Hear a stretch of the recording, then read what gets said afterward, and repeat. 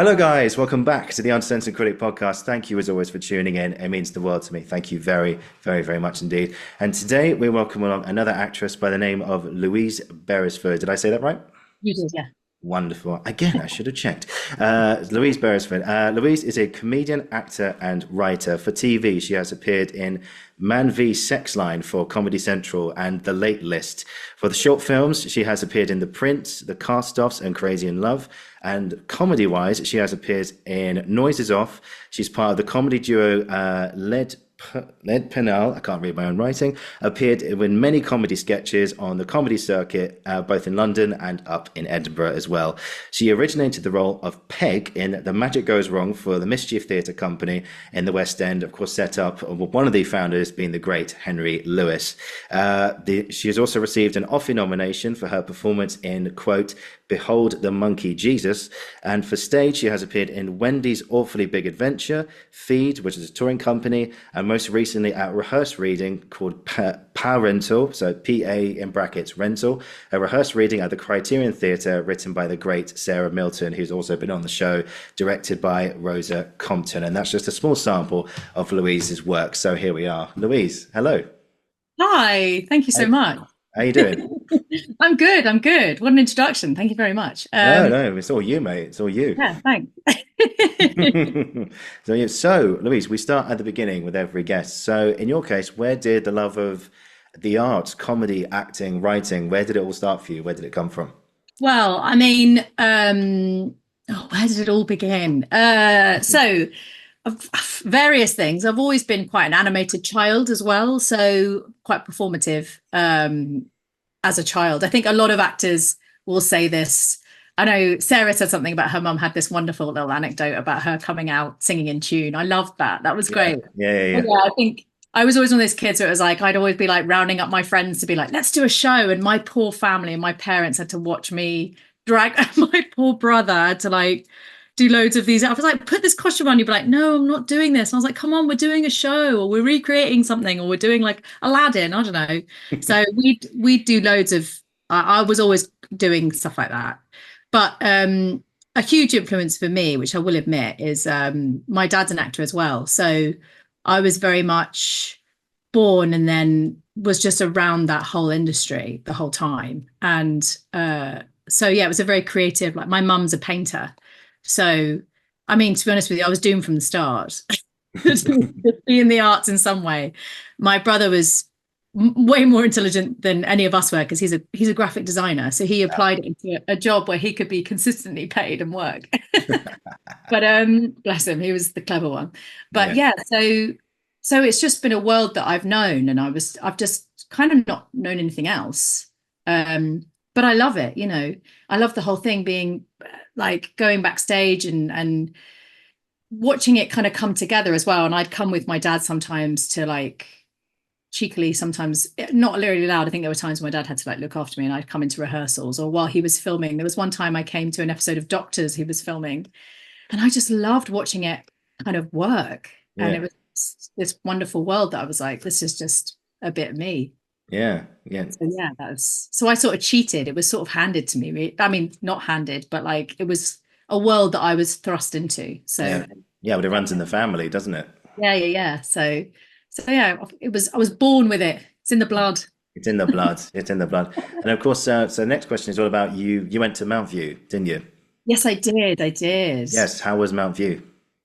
Mountview was great. I loved I do you know what? A lot of it's a blur now. Like I said before, it's Yeah. who knows what that is, but it was I learned a lot, and it's a lot of the things that it was a great base. Most of the stuff that I really learned, I feel like as a performer and a creative, you're always learning. I'll never stop learning. For sure. For You know, sure. every time I do another job, I'm like, oh, okay, oh, that's good, or whatever. So it was a nice start to a baseline to then grow from later, I think. It was up and down. It was like tough in places, but I think that's normal. Like I remember leaving and chatting to, I'm still friends with a lot of people who I went to drum school with and talking about with them later and being like, God, second year I was going to leave. Like I was so ready. Like I spoke to the tutors. I was like, this isn't for me. I'm done. And then didn't. And they were like, we had this tutor called Meredith, who I think she's still there? I don't know, but she was just this ethereal sort of mother figure, wonderful woman. And she was, yeah, she was lovely. And she'd just really humor me and be like, yeah, no, I totally understand that. That's really tough. And yeah, no, of course. And, you know, but stay, please commit. You're incredible. You're amazing. And I'd walk off being like, I am incredible. I am amazing. I'm going to stay. And then I found out later that loads of people had the same thing at the same time. Yeah. So, but yeah, Mountview was great. They had this great, the tutors had a very like open door policy. So you could go in and talk to them and share how you're feeling, which was really nice. Yeah, for sure. And the people that, I mean, the people that you meet at drama school is amazing. Like, we'll come into that, but like, so the comedy was a Lead Pencil. It was a started as a duo, but it was actually a trio with Maddie Rice, who I trained with and lived with, and we start that together. But that was having met her at Mountview, and was kind of inspired by. There was a group in the year above us who created Four Screws Loose. And they were a sketch group, and it kind of that semi-inspired us to then go, oh yeah, you know, we're going to do that too. So yeah, it was great. It was a really lovely starting place, I think. Yeah, for sure. I think, and this is sort of a brand new question I've sort of been thinking about recently, as well as at the top of the episode, actually. So what was the difference, do you think, between Louise on day one of Mountview and Louise on the final day? I feel like I did a lot of growing up while at drama school, both professionally and personally. Because you're so young. I know that you spoke about this with Sarah Milton in your other episode. You're so young, and you're just like, yeah. I went in thinking, I'll be honest, I went in thinking I was the bee's bloody knees. I was like, I've got this, guys. This is in the bag. I don't even know why I'm here. Like, and then I went and was like, oh, okay, I don't know everything. And I think that was a really beneficial lesson to learn before going out in the industry. I think it's good. Huge. It's good to have confidence and to have some degree of not an ego, but a belief in yourself. But I think mine at the start was definitely coming from the wrong place. And it was about placing that and understanding where it actually needs to be. And that's something that I definitely learned at drama school, for sure. Because originally, and I had a bit of so the reason why I actually went is like, so when I said about my dad being an actor, I'll be honest, he went out of his way to be like, please don't do this. He did not want me to go into the arts. Wow. At all. He was like, it's really hard, especially for women of the time, you know, it still is, but like, he was like, it's particularly hard. I remember, I won't go into it too much, it was quite dark, but I remember when I said, I'm going to go and do this, and I got into drama school, and he was like, took me for lunch, and he sat me down. And to this day, I'm really grateful that he did. But when you're like 18, 19, or however old I was at the time, and he sat me down, and when your dad sits down for like a really serious conversation, he was like, I want you, if you're going to do this, he was like, you've got to be ready for, not just, you've got to be prepared for like failures, rejection. You got to have a thick skin. But he was like, most importantly, I don't want you to, if anyone says and he tells you to do something you don't want to do, no is a word, and a word that you can use. Yeah. It was like, I don't care if it's Spielberg, I don't care who it is that tells you to do something you don't want to do, like genuinely that feels unsafe, do not do it. And I was like, Dad, stop, this is so awkward, like this, oh, stop it, you know. But like, it's quite sad that like later it gave me an empowerment, and he was like, if ever anyone does that, you walk out the room, nothing is worth it. You walk out the room and he's like, you tell me, okay, you don't do it. And it is something that I'm like, yeah, it gave me and empowered me to be able to be like, because there are so many little pockets of the industry that are quite dangerous, that to be able to have someone sit you down and tell you that, it's a shame that he felt like he had to do that. But I'm very grateful that he did. Well, yeah, I mean, there are some rabbit holes you can't fall into in this thing, and you know, unfortunately, there are some dangerous places. Yeah, Absolutely. I remember speaking to Alexa Morden. We've done 2 episodes together. She has her own podcast, the 98%. She talks a lot about the industry and like basically, you know, those rabbit holes. Avoid them and be aware of some casting directors can manipulate you and then make you you look like the victim, and actually they're the one being the see you next Tuesday. Yeah. But Thank you. yeah, exactly. Yeah, there was. I remember the one time when I think I was, how old was I? Probably 20, early 20s or something. And I got this audition to be part of a modeling company, and I thought they want to have me on board with this, and I thought, wow, this is amazing. And I just had a headshot session the day before I was about to go and see them, and I Yeah. thought, wow, this is all aligning, isn't it? And then I get there, and for some reason they wanted money up front, and I didn't pay it, thankfully. Thankfully, Good.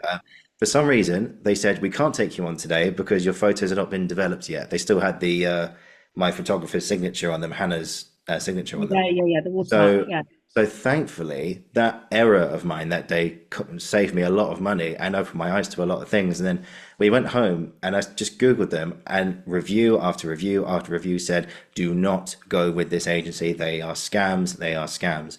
And so it's important, like you said there, there's a big, I've talked about this quite on a few episodes, but no Mhm. is definitely a big word. And thank you for saying that, by the way, because it Yeah.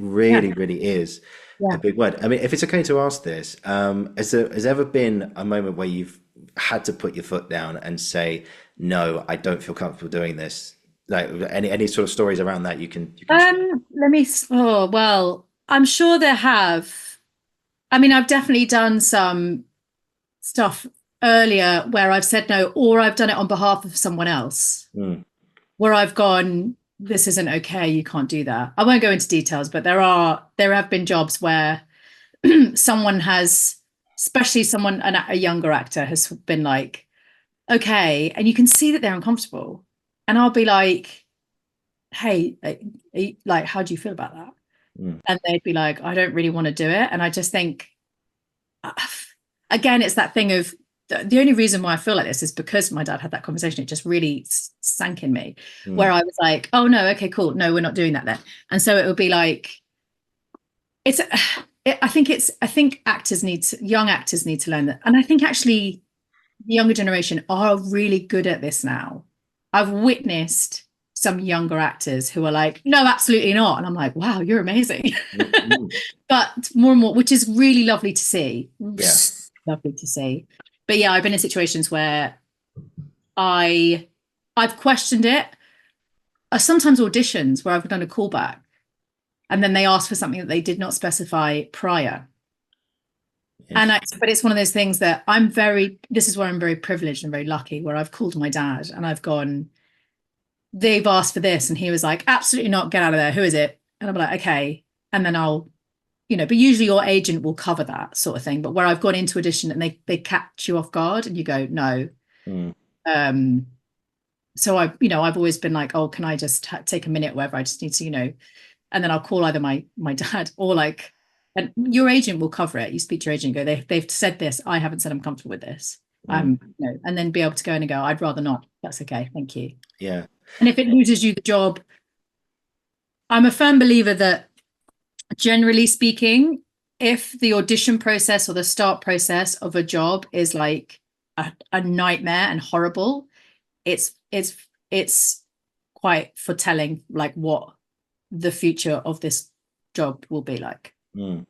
I'd say another thing that I've learned recently to say no to, and obviously this is different for everybody, but is working for free as well. Oh God. Yeah. The yeah, we've oh God. Yeah, we've all been there. We've all been there. Yeah, it's so like I get it. Like the funding in the arts is so bad. And I think if it's a project you really love and you're really interested in, then and it's a situation where like I don't know, I feel like doing jobs for free is a big no. Mm, Profit share is one and one that I've done a few times, but that's profit share where everyone's going in and you only get back what you put into it. So that's mm. I kind of get that. What I don't like is when they don't pay the actors, but everyone else gets paid. Yeah. That's really great. Because I tell you what, the sort of what's their union called? The sort of technicians and Oh, wow, I can't remember it. Their union is so shit hot that they're yeah. always covered and they know their worth. We had that actually. There was like Magic Goes Wrong. There was a thing where they were like, because they have to have 48 hours notice before they can do anything. And if they don't get it, they're like, no, you're going to give me what? 24? No, I'm out. And they'll just walk. Whereas actors, equity's like, ideally, if you could give us 24 hours notice, that'd be great. But that's just like an ideal Time frame. Yeah. time frame. So yeah, I think if everyone's in it together and it's a project that you're really passionate about, because I've made a lot of my own work. So with that, you only get paid if you put the work in and you put the show on. Yeah. But yeah, when no one else and everyone else is getting paid and they're just like actors are like, yeah, we'll just get them for free. You're like, no, we still have to pay for bills. Yeah, for sure. I You think have to really do that. yeah, I think it depends really because if you're on those big projects who, they can afford to pay you and stuff, then obviously you want to put your foot down and say, wait, cough up the dough, I'm doing you a favor here. But I suppose it is different because I saw something recently, shout out to Harry Burton, who's the guy who helped me create this show actually. He did something at the Park Theatre with also with your Criterion co-star Danny Arlington as well. Yeah, exactly. Yeah, oh, lovely Danny. It was by the same playwright. It was by Susie Miller, who wrote Prima Facie, and she's created this new election monologues to coincide with the election that was just in the States recently. And I didn't realize that Harry got them all together that day, and it was all voluntary. But the vibe of the place was like we're just helping each other out. We're all friends. We know this Yeah. isn't gonna do anything for us today, but it was very similar to Criterion. It was like a rehearsed reading, pretty much. So I'm saying some scenarios are okay if you're helping a That's what I friend out. mean. Yeah, Yeah. yeah, that's the point of that. But obviously, if someone's going, all right, I need you for this shoot here. It's going to be 2 weeks. I need you all day, every day. Is voluntary, but I could really appreciate your help. And you just go, no. No, you go, there are certain rules I think I've learned over time for like free work and certain tick list. Are you excited about the project? Are you excited about the people working on the project? Mm, Is it going to be something that they're going to be flexible with you and your schedule? Because if they're not paying you, they've got to work around what you've got going on. They exactly. can't be like, we need you these days. And I know they need to schedule it and plan it, but you're going to have to be like, you're going to have to give some commitment to them. But if something else has come up, they have to be flexible for you to go, do you know what? I know you want me 10 till 6, but I'm afraid I've got something else that's happening earlier. So Mm, I can do 2 till 4 or whatever. mm, And as rubbish as that is, I think it's like they have to, it has to be a collaborative thing, not just creatively, but also like logistically and everything. mm. Yeah, for sure. It's just at the end of the day, it's just like knowing your worth and know that, you have a right to be paid for any work that you do. And Your word. unfortunately, guys, there are some stingy bastards out there, so just keep your eyes and ears peeled all the time and just know that your worth is a lot more important than going, yeah, okay, I'll do it. It's like, no, Yeah, yeah. no, And of at the end of the day, we all want to work. course. You never know what's around the corner. So don't sell yourself cheap for something that is not worth it. Amen to that. Amen. Amen. I'm glad Yeah. we've sorted that out. Next. Next. No, we'll change we'll bring the vibe up now after that. Yeah, So yeah, yeah. let's Let's do it. so your comedy career, Louise. So we'll start off with we'll start off with the magic that goes wrong. It was a continuation of for anyone who doesn't know, it's by, like I said in the intro, Mischief Theatre company. They've produced the play that goes wrong, Peter Pan goes wrong, and play goes wrong is not only in London right now, it's also in New York. And Magic Goes Wrong, sadly, is not produced as much as the play that goes wrong, but it was definitely had a successful run in London as well. It actually featured in one of the Royal Variety performances over here as well. So it was unfortunately, I didn't get the chance to see the show, but I have seen bits and pieces of it, and it just looks totally and utterly bonkers, and that is exactly what you need from a company called Mischief Theatre. But anyway, we'll start with your involvement. How did you first come across the company Mischief Theatre, Louise? So it's funny starting there because I feel like it kind of jumps all over the place. So I came across them. Well, my whole thing, my kind of comedy career, if you will, started. So going back to that group, Lead Pencil, which I started with Maddie Rice, Mm, and then eventually we had wonderful Dave Bibby come join. there was a man called Greg originally who was a wonderful writer, but then he only did it for like the first year, and then we had Dave Bibby come on board, and then it was just this perfect little magic little group. Yeah. And that was in Edinburgh Festival. And one of the things I would say with Edinburgh Festival is I think everybody should do it. I honestly think it should be. I mean, this is the problem, is it's really expensive to do. Prices have just gone. Oh, I mean, I could spend an entire podcast talking about that, but I won't. It will also probably be a bit boring to listen to me moaning about the price of Edinburgh Festival. But it was such a wonderful experience because you network, like the networking there is incredible. I've got so much work in my career just from like bumping into or meeting people around like Edinburgh Festival. So sorry, I've just got so on the circuit when I was doing lead pencil, I was like flyering and I met a man called Jonathan Sayer, who is one of the original lot of Mischief comedy. Incredible man. Jono is wonderful. Absolutely adore him. He's great. And I used to flyer and I like bumped into him. We used to be like on the same flyering time and we just chat, you know, and there were loads of comedians who I've met just by doing that, because you're in it together, you know. It's such a wonderful environment where you're all sort of working out what you're doing. And at the time they were doing, oh my God, I can't remember what it's called, but they were doing something different. They weren't Mischief yet. It wasn't Mischief Movie Night, but I think it was Lights, Camera, Improvise. I think that's what it was called. Okay. I remember going to see them and I was like, they're so good. They would just improvise films and stuff. You'd give them a genre and stuff. It was just, they were brilliant. And I remember chatting to Jono like every day and be like, how's it going for you today? Or how many seats you got reviews in and all this stuff. So that's how I originally met them and knew of them. And then like cross paths through the industry over time. And then fast forward to like a next chunk of my career where I used to write and perform the Christmas show for Theatre 503, which is Wendy's Awfully Big Adventure and the Fairy Tale Revolution. I used to write that with a wonderful actor and writer called Anna Spearpoint, who I still sort of work with a lot and is a great friend of mine. And the casting directors of Mischief came to see that. Suki did. And she was like, oh, you guys are great. And sort of made a note of us. And we met her afterwards and she's just wonderful. Suki and Lucy are just incredible. And then a couple of years later, they were doing, after lockdown, they had done Magic Goes Wrong, but it was a slightly different script. And over lockdown, they kind of rewrote it, knowing it was going to go into the West End and it was going on tour as well. But the tour version was the old version of the script. But they rewrote it so that they had more female magicians in it, for more female characters. Because originally there was the two assistants who were two females and they were the only ones. Or they were like German speaking sisters or whatever. And they changed it. So they then made Peg and Madame Escapade, which is Peg is the one that I played. And then Madame Escapade was played by Jane Milligan, who is Spike Milligan's daughter. Incredible woman, hilarious, nuts, but hilarious.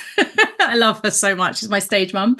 And so they then did this quick turnaround of being like, we got called in for an audition. Like they got called in and I went and Jono was there and I was like, oh my God, Jono, how you doing? And he was like, oh, I knew it was you, and auditioned for it. And it was such a quick turnaround because they were like, right, they'd already started rehearsing. And they'd spoken to Nancy Zammit, who was in it, to be like, what do you want to do? Do you want to be the other female assistant? Because that's what she originally played, was the female assistant. But then it got split into different. And she went, I don't want to be Peg. I want to be this part. So they went, okay, cool. But they called us in. I read for Martina, who was the new assistant role, Peg, and Madame Escapade. And they were like, you might be understudy. We don't know what part you're going for. Just read them all. So I was like, okay. Went into the audition. It was great fun. And then it was one of those things where they were like, later in the week, they were like, yeah, you got the part. Also, PS, could you come in today? And I was like, huh? They were like, for rehearsal. I was like, wow, straight in. Not today. They were like, great, could you come tomorrow? And I was like, yeah, sure. They were like, brilliant. So it was just so quick like that, straight in, which I was so grateful for. It was mad. But I think I'm I'm an overthinker, and I'm very good at overthinking myself out of feeling good about an audition. Yeah, So I'm really good at last minute panic. For me, it's my drive. that's the Put me in the drive. weekend. So it was perfect for me. And Mm, that's how I got in with Mischief. So yeah. I mean, it sounds, even though it sounds really kind of intense, it actually sounds a lot quite relaxed as well at the same time. So, yeah. so today? Oh no, I can't. Oh, tomorrow. Right. Yeah. They were Yeah, like that'll be tomorrow. fine. Yeah, it'll be fine. Yeah, yeah, just whenever you want. It's great. Yeah. And I remember wandering into this to this rehearsal room and being like, "Hi guys, I think I'm Peg." And they were like, "Finally, we have a Peg. Yay." Like, oh my God. That's when you know you belong. That's when you know you belong. Yeah. But yeah, some of these shows I've been lucky enough to see the play that goes wrong. Yeah. Unfortunately, like I say, not magic, unfortunately, but like I say, I've seen bits and pieces. But one question I have for today was, even though the shows are called When X Goes Wrong, but you've got like all these carefully choreographed routines of which you do, which are, from an audience perspective, they go, oh, they're just improvising. Oh, here we go. They're all having a bit of fun. It's called the play that goes wrong. But this might sound really silly, but so what do you do if something does go wrong in a show called When Something Goes Wrong? Well, this is the wonderful thing. It depends what goes wrong, because when it's something that's like it goes wrong, but you know where it needs to end up, Hmm. kind of make it work to the end. And it actually is like, what's great about that, and what's very kind of relieving in a way as an actor when you're doing a goes wrong show, if something does go wrong, the audience don't know. So just commit to the fact that it's real. That's Yeah. great. That's wonderful. And just make sure. But when it's a technical thing that goes wrong. So with Magic Goes Wrong, it was so clever because I know it was co-created alongside, all the magic was kind of created with Penn and Teller as well involved, which was, Mm. but we never met them. But then the magic, what's the word? Not coordinator, but the person who oversaw it. What's the stage manager or something like that? No. So he was the magic Production coordinator? kind of no. He basically, when we were doing the magic tricks, we had a magician called Ben Hart. Okay. Wonderful man. He's very, very good. He's brilliant. He's an incredible magician. And he would kind of oversee the magic that we were doing and kind of choreograph it, as it were, and the tricks. But with that sort of thing, it's very, when things go wrong with the tricks, because I think it's the same with all of the goes wrong. It's so intelligent, it's so clever, and it's choreographed so well. But like with magic, so the trick goes wrong, but in such a way that it's right, if that makes sense. Hmm. Like that one, for example, one of the tricks is uh the Blade. There's a character called the Blade who always gets hurt in all of his tricks, and he's got his assistant Martina, who is this, she's very sort of like fed up with him and quite aggressive. And there's a bit where they've got the cards, they get the audience to like sign a card, and then he's going to be blindfolded and mix up the cards, and he has to find the card and she's going to use a knife to be like stab the card and reveal the actual card. Oh no, that's it. Sorry, I've explained it wrong. Martina's blindfolded and she's going to stab on the cards and reveal the right card, pick the right card. Right. And while he's doing it, so that's the original, the trick's supposed to go like that. And while he's kind of like shuffling the card, she's blindfolded, but she's stabbing every time. And he's like, whoa, not yet, not yet. So he carries on. He's like, chat, looking away. And she's like, stab. And he's like, not yet. And the third time does it. And she comes down and it's stabbed through his hand. And so the blade's through and there's like blood coming down. But what it's revealed on the other side is the right card has been stabbed through his hand. So the trick does kind of go right, but in the wrong way. The wrong way. So the reveal is always a wonderful payoff. But so when things go wrong in that instance, it's it can be quite dangerous.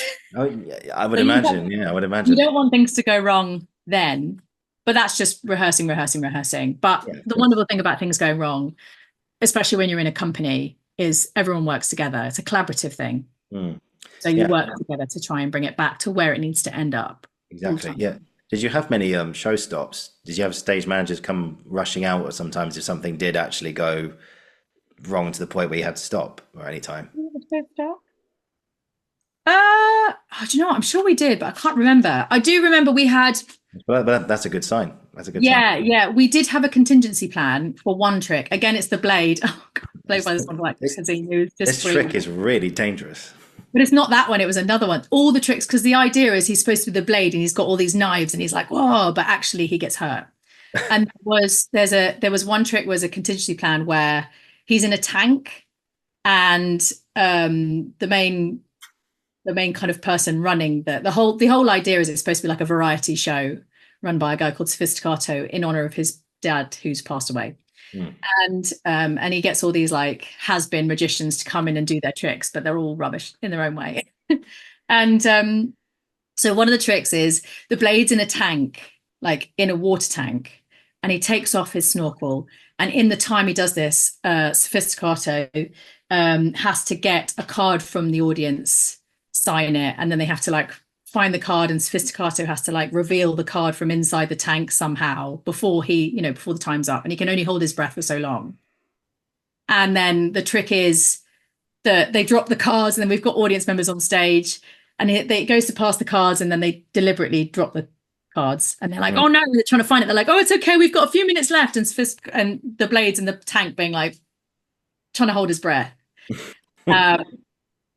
And then in the end, he does drown. He kind of floats. He floats and his back turns away. And he's like, oh no. And then they turn him around and actually the right card's in his snorkel goggles. But he's dead in the thing and he's got the reveal. And they're like, yay, the card was found. Anyway, he's dead now, move on. But he does that. But that trick, because the actor is actually in a tank of water. Actually is in a real tank of water. No. We had to rehearse. Yeah. So the actor and all the understudies all had to practice being in the tank, how to make that work. I won't reveal how it works, but you have to like train. Yeah. And it was like awful. Kazim, who played the blade for us, was like, every show he would count down the amount of tanks left to do. He was like, I hate doing that.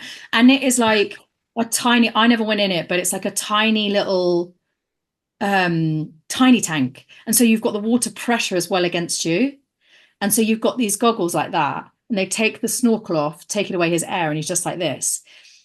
And a lot of it's to do with the goggles, and sometimes the water would fill up in the goggles and he'd have to just sort of lean it so it wouldn't fill. He shouldn't do that, but sometimes it did. But if something went wrong with the tank or the goggles, we had a contingency plan, which was a shorter version where they could hurry it up. So we had that sometimes would come in where we'd always have stage management on the side just being like watching nervously, and he'd have a signal or something to be like, they go, okay, right, let's do, and they'd flash a light so that Sophisticato would know. Yeah, we've got to drain the tank. It's too full tonight. It's too full. Like, too full. We don't actually want the actor to drown, so yes, exactly. So we had contingency plans for that. Yeah, that's interesting. Yeah, but I know one thing I sort of thought about today was, when you're performing comedy in a way, because like there's, you have obviously you're looking, well, you like to have laughs every single night because, it's a comedy. You want people to come along, have a good time and have a good laugh about stuff. But like, I don't know, like if you had this experience in rehearsals whether you do like a funny bit and then all the creative team laugh and then you think, oh, that really works. Then you do it again and there's laugh. And then by the third or fourth time, they're like, okay, yeah, we've seen that now. It's all, but yeah, it's so I suppose the question really is like, how do you keep comedy fresh every single night? Because, you're doing the same joke again and again and again, even to the point where you're going, I've told myself this joke 1,500 times. I don't find it funny anymore. So how do you sort of get through it? That's a good question. I think, so first off, with rehearsals, it always happens. There's so many times where you're like, especially doing comedy, you want to find new ways. Rehearsal is a good space to kind of practice various ways of telling that joke or where the pause is, because it's all really technical. And I think people underestimate it's all timing, obviously, as we all know, but sometimes that timing can be played with. Like, where's the pause in that? Is it straight after and then you take a pause, or is there a pause? Could you add that? And I think rehearsals are really great spaces to sort of practice playing. It's all about playing with that joke. And okay, got a laugh that time. It's not getting a laugh anymore. What if I play it this way? But you don't want to overplay it. There's a point where you go, okay, I accept that everyone in the room has heard this 100,000 times. Mm-hmm. And there's a point where you go, it needs an audience. It needs an audience. And it's just trusting after rehearsal and going, I know that bit's funny. Trust that it's funny. Mm. You can push it as well and then overthink it and stress yourself out about it. And then you lose the magic of it. And like with anything with performance, like acting as well, trust you've done the work, trust it, just trust. And so much of comedy is, whether there's a fourth wall or not, the audience is such an important, the audience are another character in it, really. They are such an important element to comedy, because an audience will tell you if something's funny or not. They will. They will tell you. Mm-hmm. So, and over time, you get really good at reading an audience. You learn. I say you get really good. Sometimes I'm off the mark completely. I'm like, what? Sometimes you do a show, and it's also it's the audience that makes it fresh every time and different. That's right. 100%. Because sometimes you do the thing and you go, this bit's well funny. They don't laugh. And then you do another bit that's never got a laugh. And they're like, lol, ha, ha, ha. And you're like, what? Yeah. Okay. Yeah. So, audiences are always the thing that make it fresh. Yeah. I can't tell you how many times, like, not in like, obviously when you're doing plays and stuff and you get a laugh from the audience and you think, there's a part of you which going, oh, I delivered that, but actually it wasn't me who wrote that. It was actually the writer. They're the one who came up with it. But I can't tell you the amount of times I've just thought, like I've been around like people in school or people around just people in general. And I've thought of like a joke in my head and I thought, oh, this is absolutely going to bring the house down. This is going to absolutely just kill it. They're going to find me so funny. And I say it and the reaction is, and I'm going, oh no.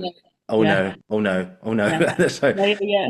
But then, for some reason, you'll say something just out of the blue or something, and then people just start laughing. I'm going, yeah. But that's not funny. Yeah.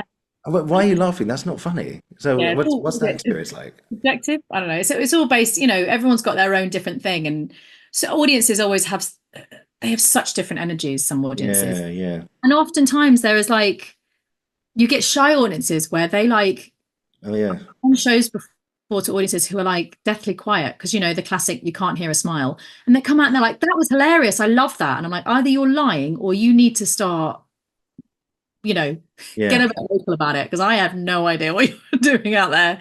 But yeah, I mean comedy is so,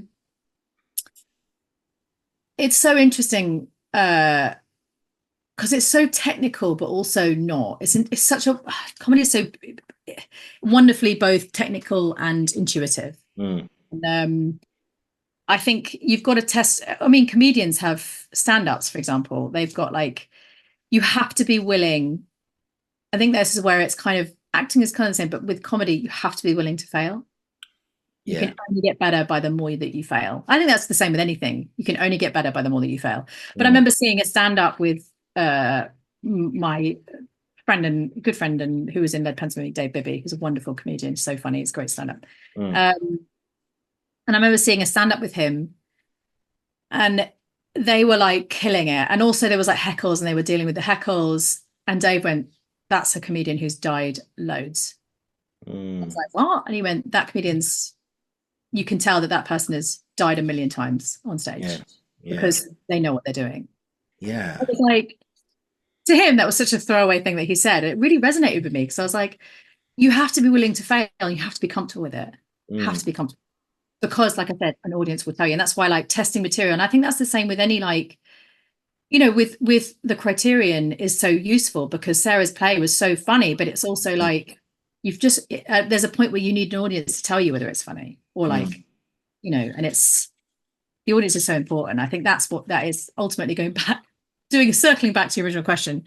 It is generally the audience that will keep it fresh for you. Yeah, I think that's a good lead on to like some of the most memorable reactions that you've got from audiences. You mentioned there is both for better or for worse. Like some nights you go out, like the night before, you've done a joke and the house has absolutely just gone absolutely wild. And then you come out the next night, then you deliver it, you wait for it, but all you hear is tumbleweed. And you're going, what did I? And then you start going, wait, did I say it right? Did I get my Yeah, you're line? like, is this thing on? Like, Yeah, exactly. Am I? And you look in the wings. Is my mic working? And they go, yeah, yeah. no. But It's just, yeah, I think it's just accepting that, and I think it's the same with acting as well. Like when you're doing a show, it's accepting that uh it's yeah, things will be different every night. Audiences will react differently, and yeah, never expect something. Just commit to what you're doing, commit to the bit, and then whatever happens, happens. yeah, Trust is such a trust that what you're doing is right. Trust that what you're doing is good. You yeah, know, and go exactly. with it. Commit to Yeah. it. Was there one moment in particular which resonates with you, like one of your favorite moments from just not maybe from Magic Goes Wrong or any other comedy show that you've done where you've said like a one-liner and the how and that you've got like the best reaction, or like you're not just like polite laughter, like it's like properly like people are genuinely. There are so many. Where do I start? I'm joking. Um, I don't know actually. I'm not sure. There are parts that I've played where I've gone, I really get this. Because also this is another thing is that sometimes I've done shows where I'm like, some nights I'm doing it and I'm like, oh, it worked that time. And then other nights I'm like, it hasn't quite worked and I haven't quite got to full grips of what the comedy is in this. Do you know what I mean? Mm, So I'm sort of, for me personally, I was like, oh, I'm kind of hit and missing. There are some parts where I'm like, yeah, I know this comedy inside and out. And it's I've got a couple of those. Um there is one in Magic Goes Wrong, but I'll come back to that. There's the Behold the Monkey Jesus yeah, by Joe Wiltshire Smith and directed by Scott LaCrasse. I loved that show. It was just a little fringe show at the Broccoli Jack studio, mm, and I loved it. And it was I felt like I really got that's the one that I got the which I didn't expect the nomination, the Offie one, which was lovely. But it was so it's so nice when you've got a script that you're like, okay, I've got a real grasp of where the beats are and where the comedy is in this. And Joe wrote it really well. Um, because a lot of it was like, for my part, I was like the kind of narrator, as it were. So I yeah, do parts of this story. It's an incredible story. I do parts, and then I kind of go back to the audience and be like, right, so where are we, guys? And it was just so much fun to do because I had just such a grasp of that. mm, The melody of the jokes, the pauses where they needed to be, but then also it gave me a freedom as well. This was like writing and performing panto days as well. I felt like everything, all my experience sort of accumulated quite nicely into this part because it was like performing the bits. There was also some dramatic bits, which was lovely. And then the like narration bits was a bit like a sort of stand up meets panto character type. Not panto, that's I don't want to undermine it, but yeah, it's that thing of being like, if the audiences didn't really laugh, I was allowed to be like, no, okay, carry on, and blah blah blah, and be able to play with audiences a little bit, which was really fun to do. So I mm, I loved that. The other bit was, so going back to Magic Goes Wrong, I played Peg, who, so just a bit of background on the characters. Madame Escapade and Peg. Madame Escapade's been brought in because she's this well-renowned escapologist, but she can no longer do it because she had a fall and broke her hip ah, a bit older. So she's dragged her daughter out of Oxford University to do the tricks for her. And her daughter does not want to do it because she wants to be studying law, whatever it was, at Oxford. She's no interest in it. And that was a part that I played. So she's sort of reluctant daughter doing all these things. I mean, it was so funny. It was like my West End debut, and I was just spending my time in and out of boxes and like being shot out of a cannon. I would just be in a box like this, being like, I'm in the West End. yeah, This is alive. But I loved it. But there was one time where, because obviously COVID was very much a thing, and it was one of those things where if you got COVID, you weren't allowed in. yeah, yeah, yeah. And so I was second cover for Madame Escapade, and they were like, that'll never happen. Don't worry about it. We've already got a cover. Yeah, guess what? Yeah. So I was on my way in. It was 4 o'clock, and I was actually on my way in to do another podcast for Mischief. And I got a call from the company manager being like, hi Lou, how you doing? I was like, yeah, good. I'm just walking in to do the podcast. And she was like, that's great. Just so you know, Jane's got COVID. Uh-oh. I was like, oh no, that's awful. Is she okay? And she went, yeah, but the thing is, so has Genevieve. her cover. And I was like, oh no. And she was like, so what do you want to do? And I was like, well, we could send them some flowers and some cards. And she was like, no, you're the only next cover we have. Yeah. And I was like, Right. Okay. Right. And at this point, I had only rehearsed it properly in situ, only the first scene, I think, once. I'd rehearsed it like with not in costume and stuff, a little bit here and there, intermittently, but I'd not done it all the way through with everything or with everyone there. And I was like, right. She went, well, do you want to do it? And I was like, I don't know if I'm ready. And she was like, because if you don't do it, we will be cancelling the show, but it's up to you. And I was like, no pressure. okay, I guess I'll do it. She went, great, thanks, bye. And I was like, right. So there's this podcast where you can hear me go in being like, I've just found out I'm doing Madame Escapade today. So I can only stay for like 20 minutes and I have to go and rehearse. So I went and I did that. And I have to say, again, it's one of those things where I kind of love last minute deep end, because they got me in the costume and I got this short blonde wig on. I looked like Princess Diana and I was ready to go. And I had like literally no time to get ready. I was in at like 5 and the show was at like 7:30. Yeah. And we had the understudy, our general female understudy, who, funnily enough, wasn't understudy for Madame Escapade, but she was understudy for me. So she played Peg, Steph DeWally, who is amazing. And she's actually just done that Christmas special for Doctor Who and was incredible in it. She's a wonderful, gorgeous woman.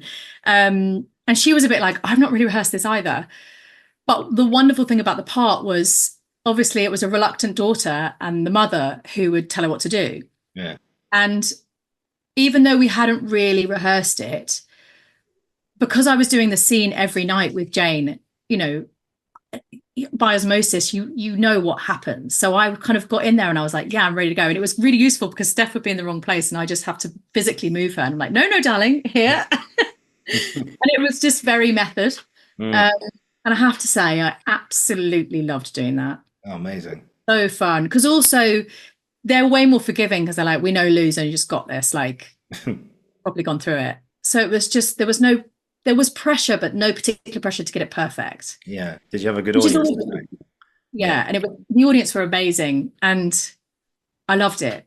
It was so fun. Yeah. I mean, the character's so big and all the characters in Mischief are great, but this character was just so flamboyant and big and, you know. Yeah. I mean, to be honest with you, I just played my mum, but had drawn any life experience like. Oh, I was like, I have this mother already. Don't you worry. I'm ready. I came ready. I got my emotional recall down tonight. It's all here. Don't worry about it. I've done therapy for this. Don't worry about it. I'm ready to go. It was so much fun. I absolutely loved it. That was a highlight for me. Yeah. And also just for the fact that I was like, oh, I'm really proud of myself for achieving that. So, I hope they bought you a crate of champagne to say thank you for that. Not a crate, but I think I got some flowers. But they were, it was. But yeah, it was just, the experience was fantastic. Yeah, everyone was so supportive. That whole company our company was just so great. I mean, I think comedy and any theatre, anything creative is so collaborative. Everything is better when it's collaborative. Yeah, I get an image of yourself at like the curtain call when you're saying like you're giving your bows at the end. I mean, one part of you is going, oh wow, that was amazing. Another part of you is going, okay, breathe. Oh God. But I feel like that with any job most of the time. Sometimes I've done jobs where I'm like, even though I'm like weeks in and I'm bowing, I'm like, oh God, survived that one. Yeah. Oh yeah, no, it happens. Yeah. But I mean, I have to sort of give a very quick shout out actually to Henry Lewis, who was the artistic director, I think, of Mischief, who I know you've worked with many times. But and you talked about like his. I mean, I love the sketch that he does where I think it's like the Royal Variety, where he goes, okay, I can. What does he say? I can smell your name, or I can taste your name, and stuff. He does a bit as a mind master where he's like, I can tell your job. Yeah. I can tell you what your job is. Yeah. And he goes, I secreted myself into the foyer when you didn't know, all your coats. I can tell you exactly what you do. And he'd be like, you, what do you do? And he goes, right, what's your name? What's your job? And they'd say their job. And then he'd be able to reveal in his pocket, I know you did whatever, you do Yeah. this. But the gag is each of the things is a little bit vague. Yeah. I remember there's one who goes, "Sir, what is your job?" "I'm retired." "You're retired." And I, Don't you think, oh no, he's not got a job. yeah, so I saw by your coat, well, no, I smelt by your coat that you are in fact old. Yeah, yeah, I yeah. thought, actually, that's a good in actually, I think, because you mentioned earlier about the fine line with the audience of, whether it's banter or whether sometimes you'll say something and people go, "Oh, you can't say that," that's going too far. That's a brave one as well to say you are old. And the first time I saw it, yeah, Yeah, I think it is a fine line, but I tell you what, audiences love to be bullied. Weirdly, I think this is British audiences anyway. They oh weirdly love yeah, to be bullied in a way, like, but not like absolutely ripped in because it's not personal. It's vague bullying, so mm. it's not personal. No, It's no, no, like a very light roasting. Obviously they're tired, they're old, that's fine, and that's if they're going to moan about it, then get with the program. Learn your age. yeah, So as long as it's not really personal. Also, I think with that is this is really key with like audience interaction, but also like bringing an audience on stage or whatever. You can tease and bully, but you have always got to look like the idiot, not them. yeah, At the end of the day, you've always got to be essentially the idiot, unless they're hecklers and they need to be brought down a peg or two. Fine, go to town. But like, yeah, if you're engaging someone in it and bringing them in, you need to make them feel safe. They need to look like the better person over you, because mm. audiences do want them to. I think audiences, because they are the representative of the audience, so they'll want them to do well in a way. Yeah, exactly. And I was just thinking that I remember speaking to Lucy Eaton, who's also been on here. She's the brother of Simon Evans, who created Staged, Yeah, the lockdown drama with Michael Sheen and David Tennant, which was, I think, yeah, it pretty much summarized the business or where we as actors were at the time. Through the lockdowns and stuff, just sitting around going, "What now? What now? What do we do? We just have to ride it out," which we did, and thankfully things are much better now. yeah, But yeah, one thing that I remember Lucy saying was that she likes going to comedy gigs and stuff, and she talked about how like comedians, they just look at the world and they go a bit like a writer goes, "Oh, that situation's interesting. Oh god, that story, I like the interest in that." But with comedians it's almost like, "Oh, that's funny, that's funny, that's funny," and then they try and like remember and write it down.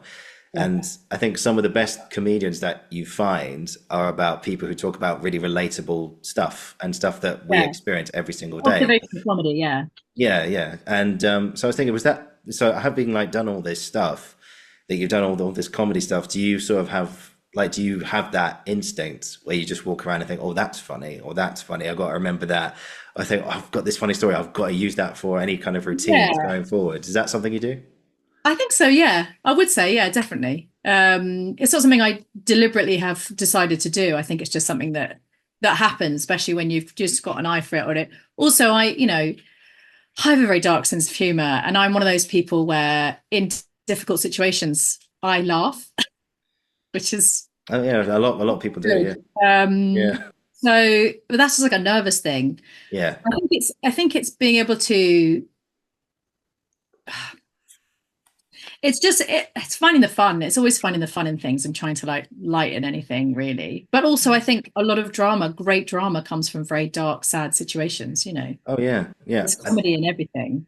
I think Um, there's a it's very brilliant. cathartic, I think, finding comedy in everything. And I think that's why audiences like it. There's something very, you know, yeah, it's something kind of healing in a way and being able to understand the world a Hmm. bit better, I think.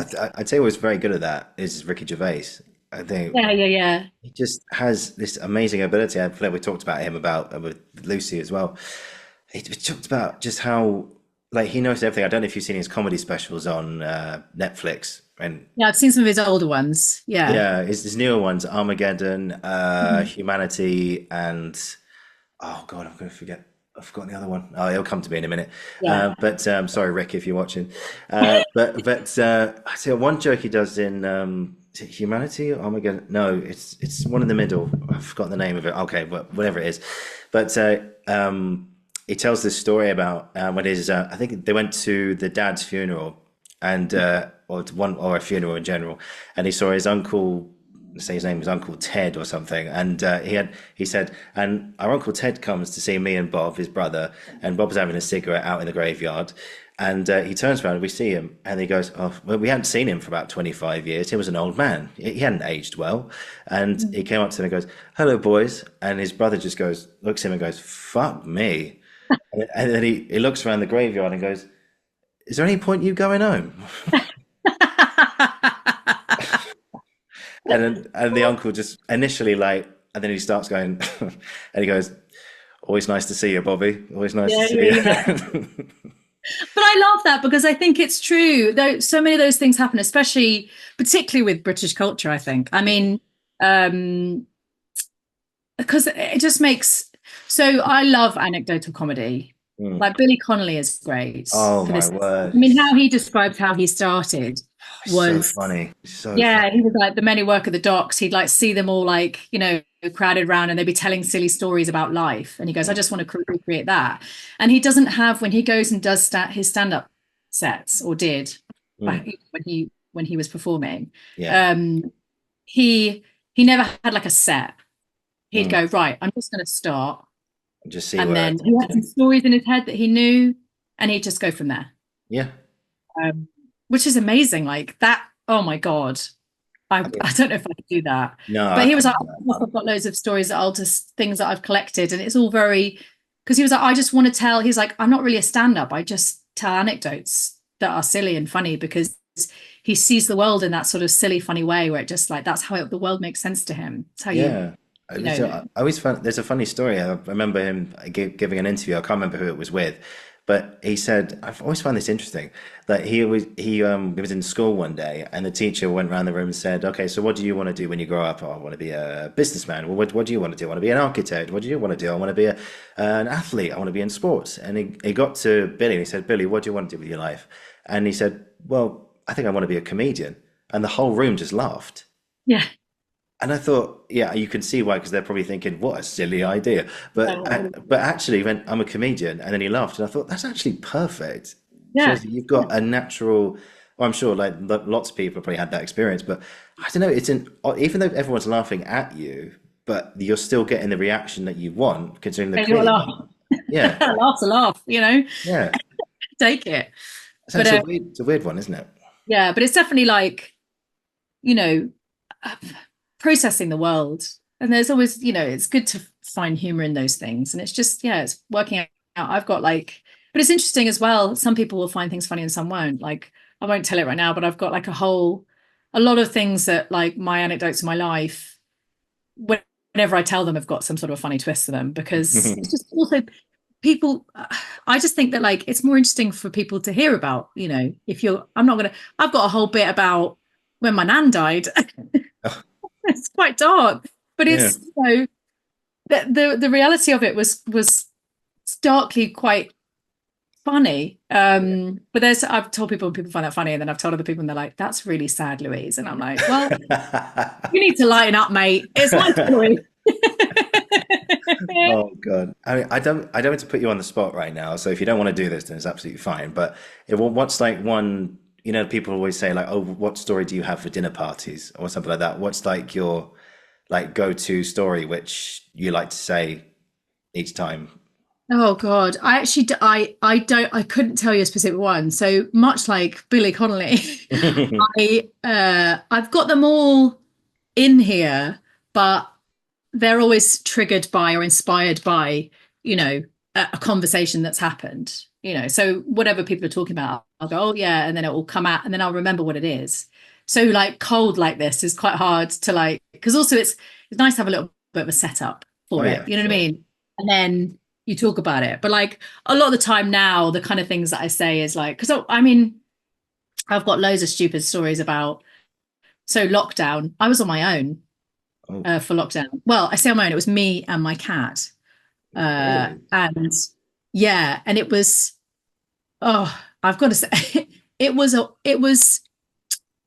an experience. I learned a lot about myself. I'll bet it was, yeah. I learned a lot about my cat. She learned a lot about me. Our relationship is like, we bonded. It was just the two of us. And and actually it was one of those things where before um I was on my own. So just before lockdown, I was living in a flat with like four other people, or four or five, because they had partners. Mm. And the cat was as well.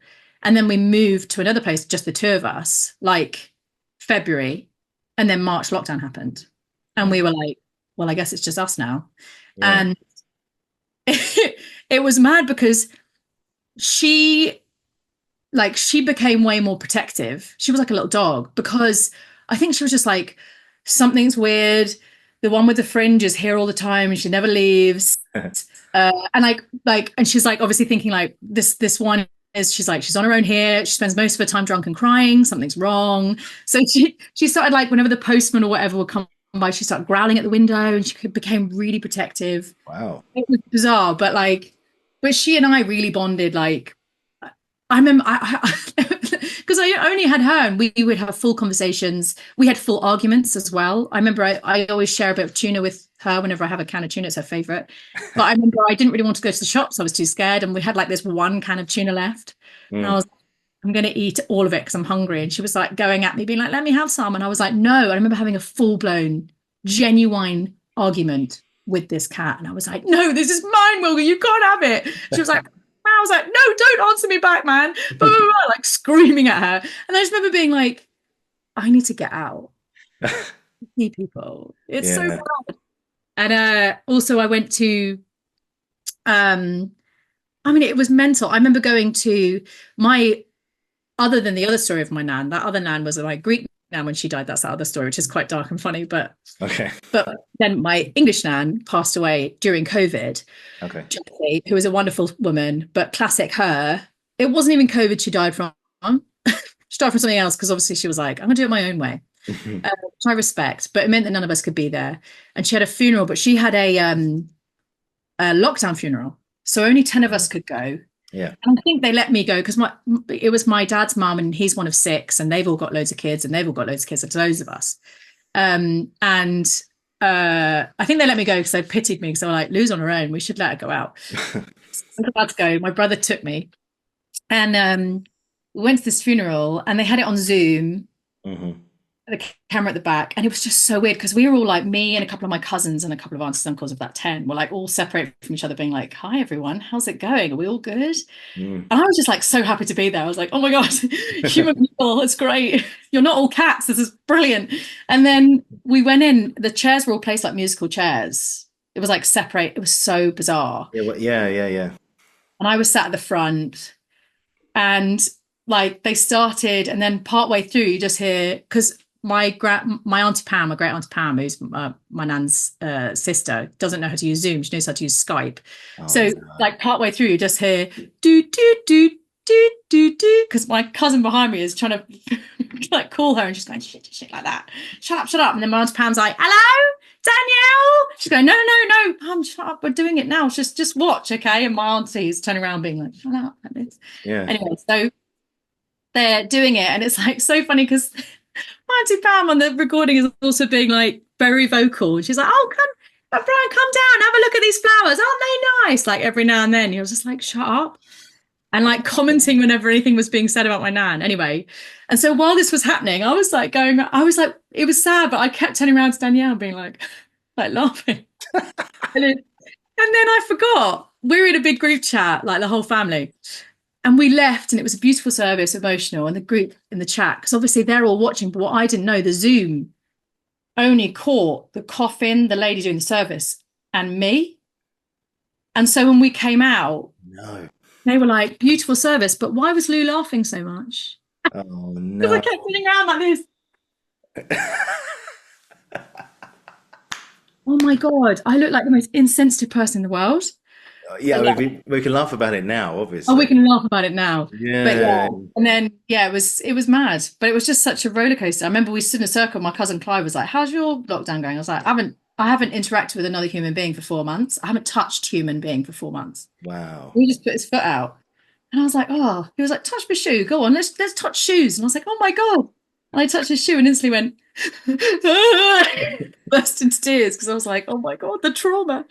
Um, but yeah, what a time, huh? But that's Yeah. just first thing that Yeah, comes to mind. that was a weird time. That was a weird time.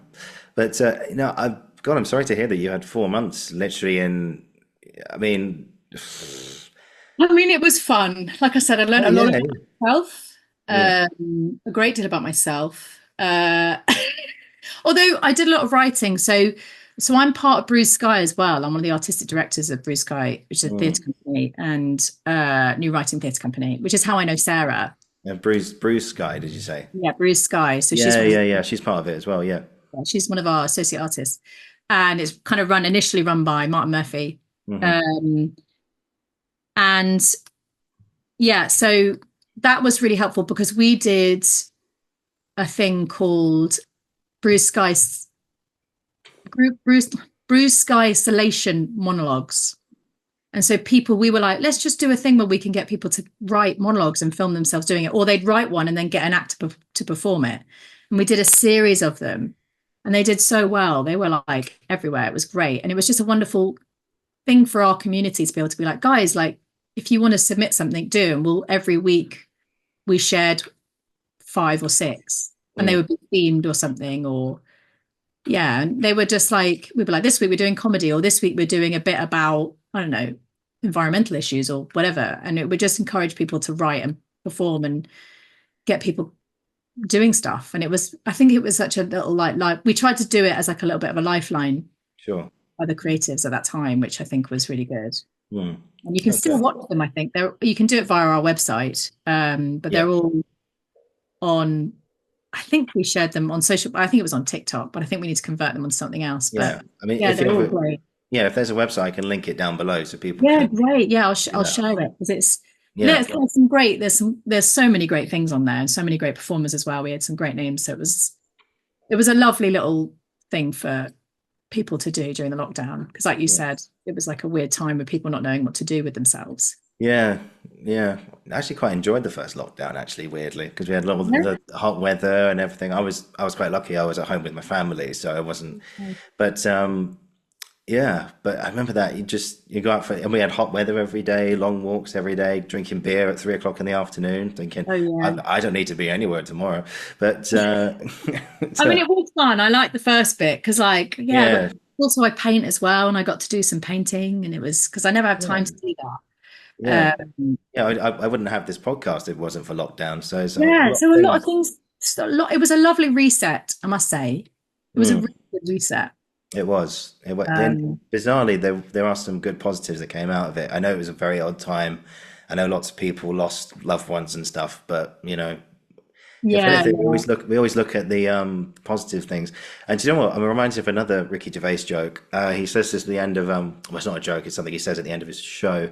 Mm. Sort of like a bit of a motivational message, really. He said, "Look, we're all going to die, but so if you can, this sort of ties into what you were saying earlier. Actually, look, we're all going to die. So if you can laugh in the face of adversity, you're bulletproof. Yeah, Yeah, yeah, and you just stop taking things like so seriously all the time. And I think that's what laughter does. And you find the humor in things which are particularly bad. Obviously, oh God, I'm gonna tell you one of the worst jokes I've ever heard in my life. Okay, like it's quite dark as well. It's quite a dark one, but so just so you know, guys, so just prepare yourselves. So, and again, like I said, this is not funny, but this is just something I heard one night. So I was working in my local and then locals are just there talking, and there was like a beat of silence, and then suddenly one of them just out of nowhere just looked at the other two and just went, "Do you know what? I used to love necrophilia before some cunt split on me." That's disgusting. And Oh then, my God, I love it. and then, and then next thing you know, it was just this. All of us Yeah. like, okay, cool, right, right, nice. Thanks for sharing that, Jeff. That was great. Thank you.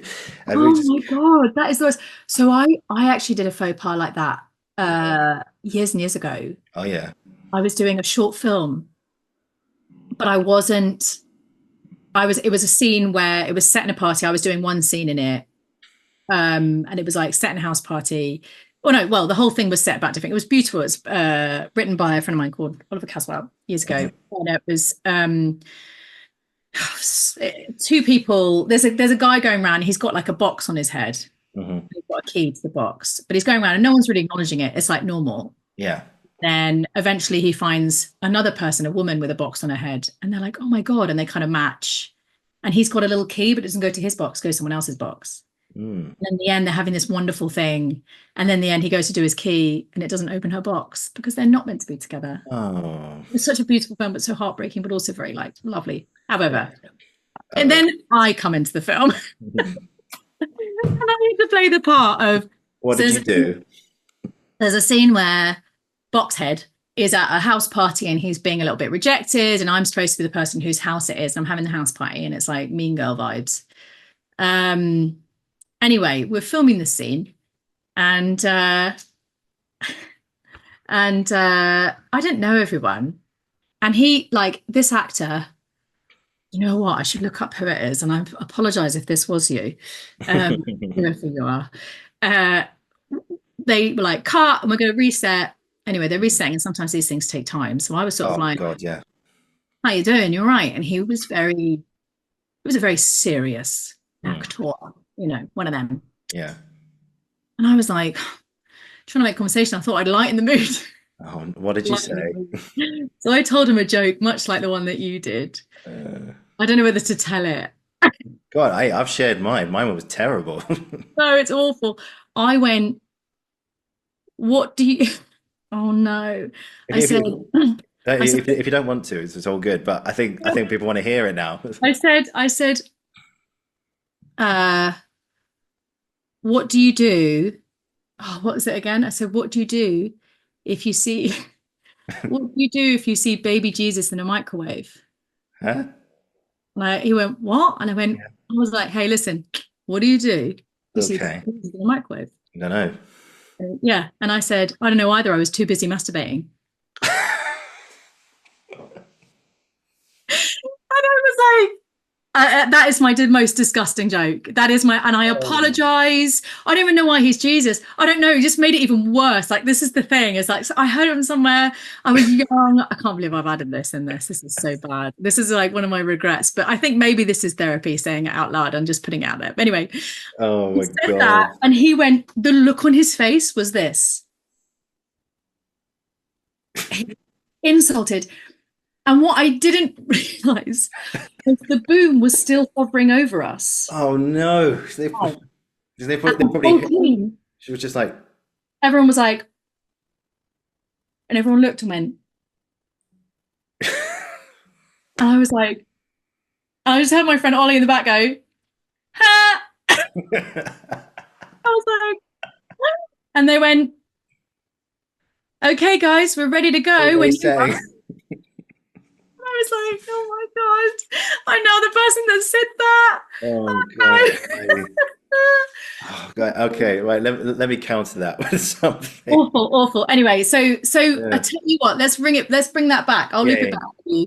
The audience will tell you what works and what doesn't. Oh yes, they definitely will. They And definitely you know will. what? You learn as you go. I can't believe I said that. God. That's out there. Okay, I do. Yeah, I do have one memory actually. Like just to be clear, I don't call myself a comedian because I don't think I don't think I'm very funny. So, but there was one moment I remember, again, so in another local just up the road, I told there's two regulars who come in, and every sort of Wednesday they have a swim and then they come and have their dinner, and they're really nice guys. And I thought, I'll just tell this joke. I just had this feeling, I'll just tell this joke, and if it works, great. If it doesn't, it doesn't.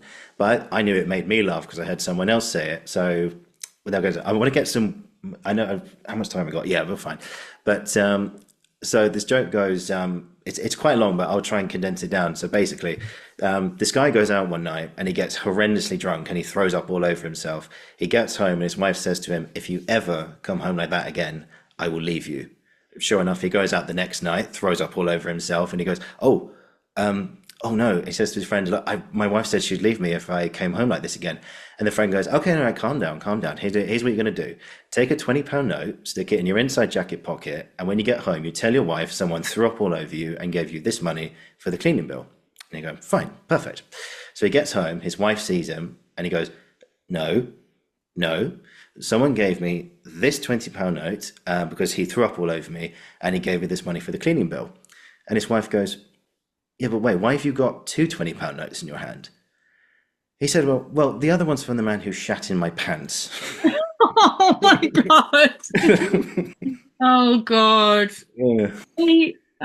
Yeah, well, I thought that was good, but the two of them, so good. and I've the two of them, got so many gross jokes in my head like that. We're not going to go through them now, but no. So, I mean, we'd be here for another 2 hours or so, but yeah, I've got loads of this. yeah, but I told that joke, and the two of them would just be rah, and I just thought, okay, that was quite a good moment. That was a good moment, yeah.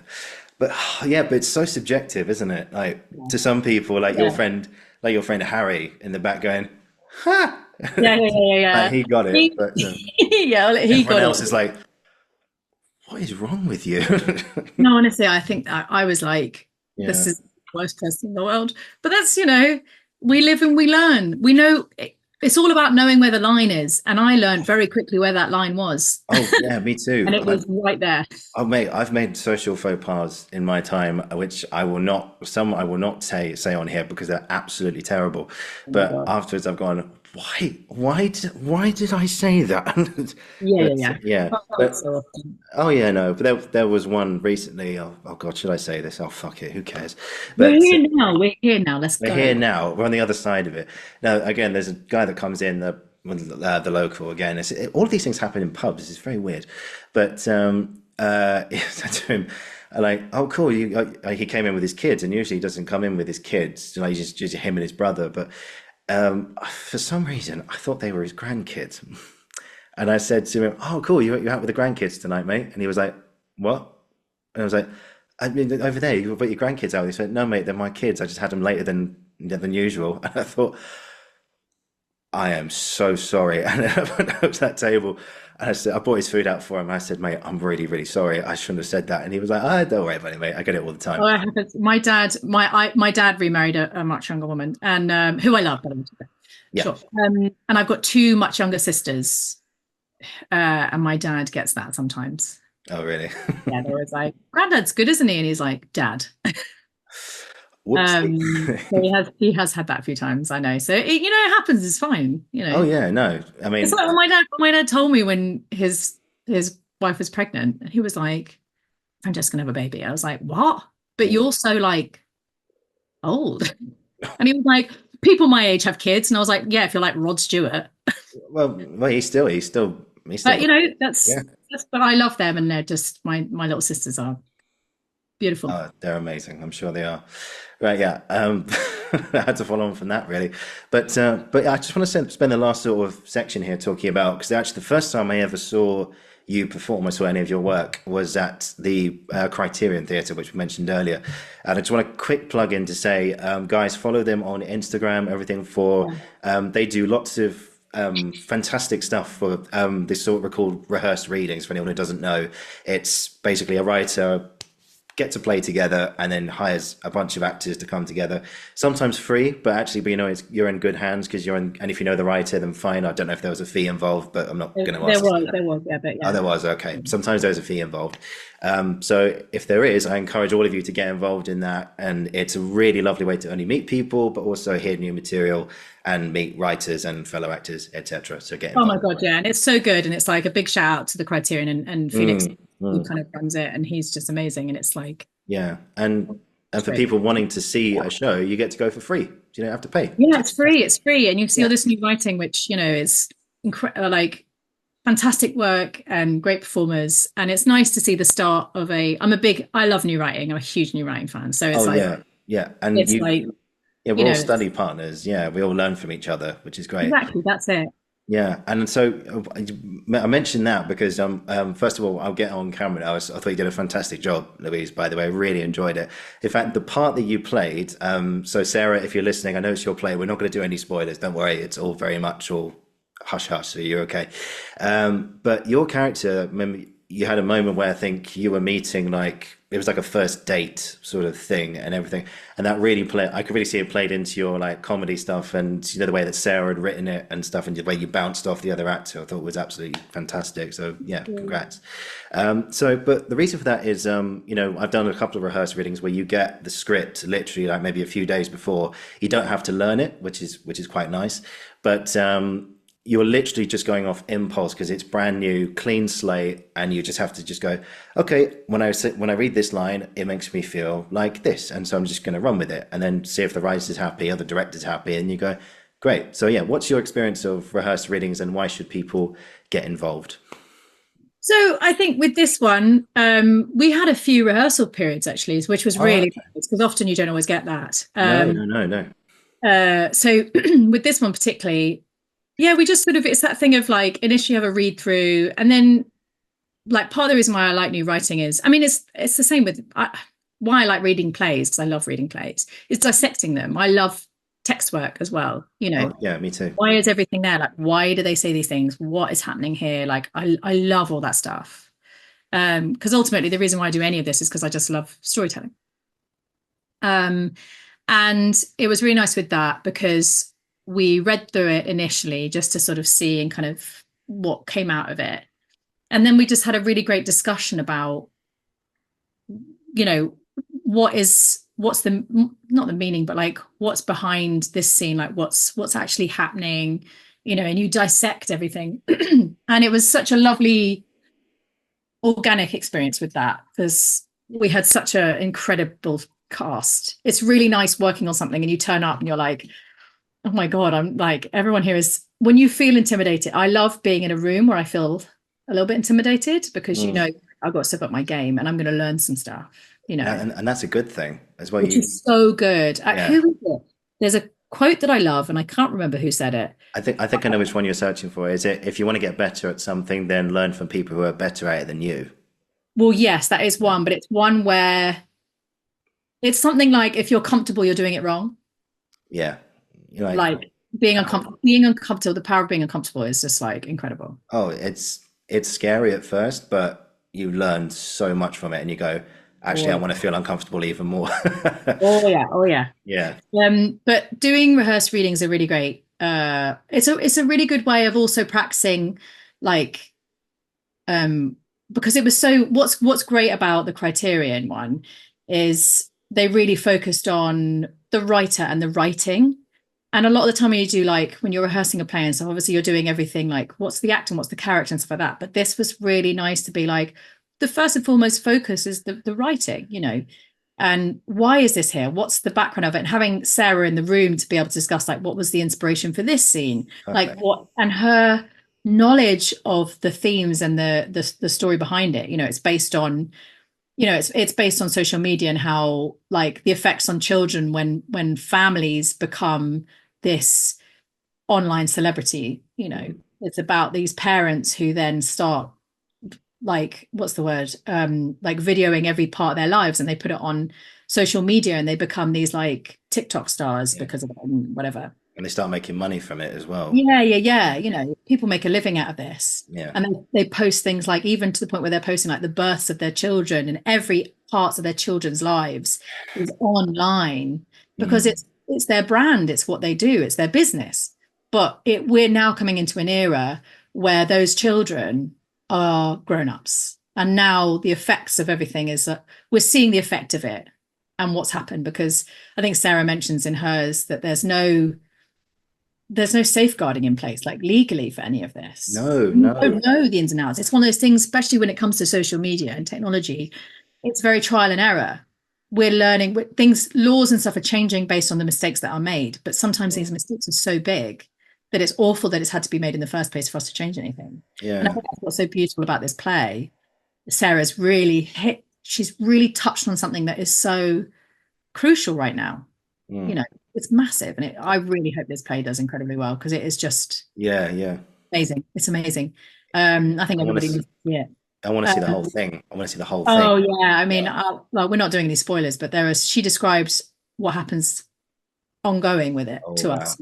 It's it's amazing. It's incredible. She's a genius. She is a literal genius. Mm. Uh, but it was great to like understand where she's coming from and really understand the roots of the play and why it's there, and the knowledge that she has and the research that she's done over the years of writing it is incredible. So that was such a wonderful experience to have her in the room and work on it like that. And so I highly recommend them. I know there's others. Theatre 503 do a rapid write response as well. Yeah, I love Theatre 503. And their rapid write response is like, you can write, anyone could submit, you go and see the play that's on there at that time, and then you do like a 10-minute inspired play based on that, what you saw. It could be just on the theme, it could be by the specifics, or it could just be a feeling that you got from it, anything. And then you submit the play, and then they show a couple of them over the period of like 2 or 3 nights. And that one's really quick. You get like they also ask you, they do want you to be off book on that one, which is crazy, but you do it. You get like 2 rehearsals. Yeah. You literally wrote it 10 minutes ago. I know, it's mad. But that's, for like something like that was a really interesting thing in terms of as an actor. It's a great exercise. Oh, it very much is. Yeah.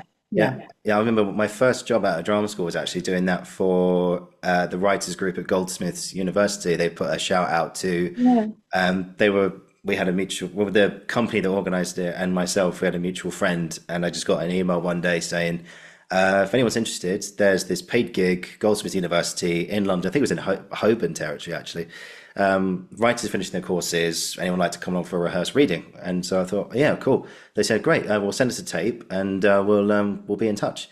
So I did the tapes and sent it in, saying, yeah, sure, we'd love to have you on board. And then I met someone else through that, who then I did another job down in Folkestone with about a few months after that. So again, you build a community with these things, and it's amazing how, yeah, obviously it's nice to be paid for jobs. I know we spoke earlier about not doing anything for free and stuff, but you go along, you do your job, but that's amazing about these little things. It's not a West End. Well, in your case, it was a West End gig actually, because they're the Criterion. That was amazing. That was so great.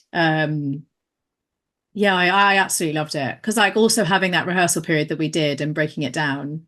Although you get a short rehearsal, sometimes I think rehearsing something for ages is really great, and you get to dig and dig and dig. But having like a short rehearsal period, you've got to make choices and you've got to commit and trust yourself. And those are also fantastic. So I've got a couple of things to say. So first off, going back to the free work. So Theatre 503 to rapid write response is a really great example of they're flexible with your time. They don't take up a lot of your time, because that one's not paid. But it is a great networking. It's a great way of meeting people, because there's loads of them, literally 10 minutes each or less than, and you're one after the other. You meet loads of actors, you meet loads of directors, and you meet loads of writers, and you get to, and people come and see it. I mean, they're really popular. So those things, although free, don't take up a great deal of your time. Yes, you have to learn the script, but also that the more scripts you learn, the quicker you get at learning them generally. Yeah, and I think it's it's just a wonderful exercise as an actor. Oh yeah, well, for sure. I remember we were speaking off camera just earlier about how I think I asked you about Mountview, if they sort of gave you training on that, and particularly us at GSA, our voice teachers were saying, just practice sight reading as much as you can, because you have no idea when your next audition is. Because people don't want to. Because if you're going for an audition and you're literally reading the script like this, going, the other actor says their line, then you go, okay, and then I walk there. What did you do? Then I walked off, and then that sort of thing. But you want to have you want to have this, like, you want to be able to talk, and obviously you'll have to look down sometimes to get what you're saying. But the more familiarity you have with it, so you can already make connections with the other actor and build those bridges already, which I think directors would absolutely love to see, like, and writers right from the beginning going, okay, I can see this dynamic. Yeah, this is good. Yeah. Obviously, you're not word perfect. Of course, you're not. But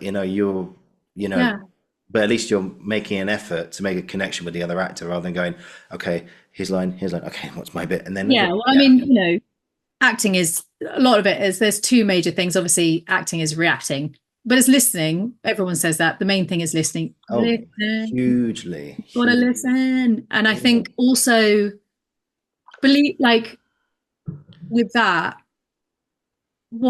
and this is what I think, practicing sight reading and getting used, because we talked about this earlier, I'm dyslexic, so practicing sight reading is particularly good. But it's understanding, and I think with sight reading, one thing I think most people do now, and I was really encouraged to this, especially as a dyslexic, and I think people should more encourage this, is if you're given a script and you haven't seen it before, you go, can I take a few minutes to read it, please? I honestly think it's stupid if someone goes, here it is, read, do the piece. I'll be like, no, because you're not going to get, you've got to go, read it first and understand what the intention is, because you want to know. So there's acting is reacting. The other thing is, what are you saying to the other person? You're not just reading a line. Like, what are you saying? There was a great, while I was at Mountview, there was a great, what's his surname? I wish I could remember. We had a tutor called Mike. So I remember his name, Mike. I think people had mixed responses about his methods. I mean, every other word he said was the F word. So, you know. Oh, cool. I thought he was brilliant. I honestly thought he was brilliant. Because one of the things that he used to do, this is kind of veering off sight reading and more like acting technique. Yeah, sure, go for it.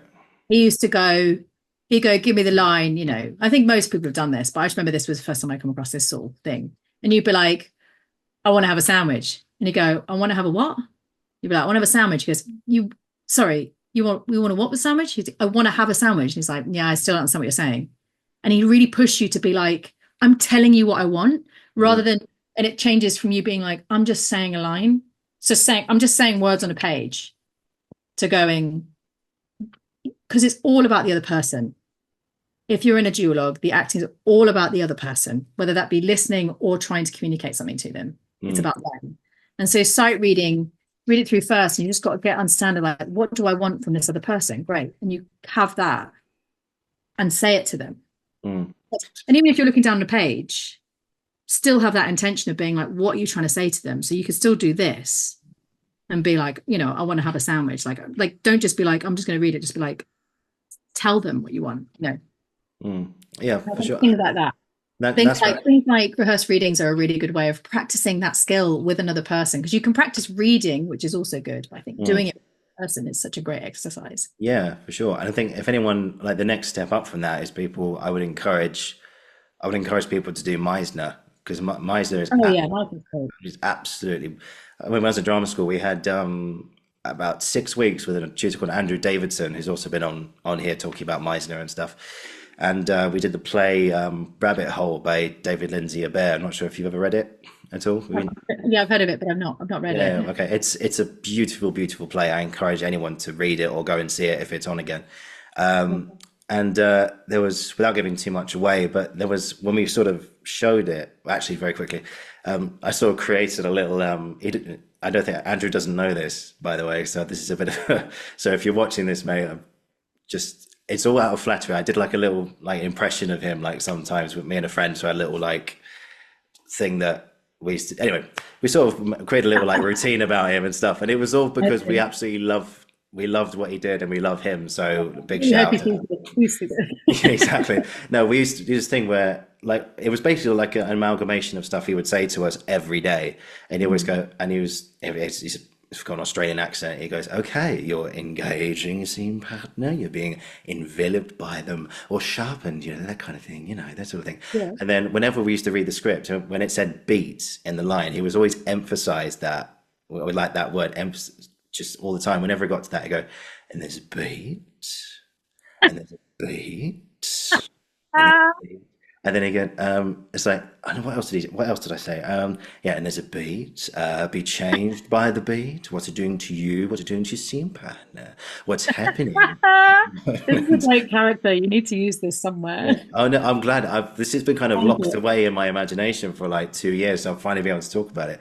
But yeah, this is just a few more little things. So what's it doing to you? What's it doing to your scene partner? What's happening in the moment? You know, be respectful to the writer's wishes. Don't put something in the play that's not supposed to be there. But if you put something in the play that's not supposed to be there, and one time he genuinely did this, if you put something it's not supposed to be there, it's like, no, that's not in the, because that's not in the play, because it's there for a reason, because that will create the drama. Okay, all right, fantastic. And then that's basically like a summary of what he did over those 6 weeks. Every single time, it's like, what are you doing to your scene partner? Be engaged with them. Look at them. He's right. Yeah. Listen to them, and then and now that's a philosophy. You know, I'm sure you and I have will take forward for any job that we have. Because there was one moment when we did our scenes. There was one moment where there's a character called Howie and another character called Becca. They're a married couple, and basically they're coming to terms with the loss of their son Danny,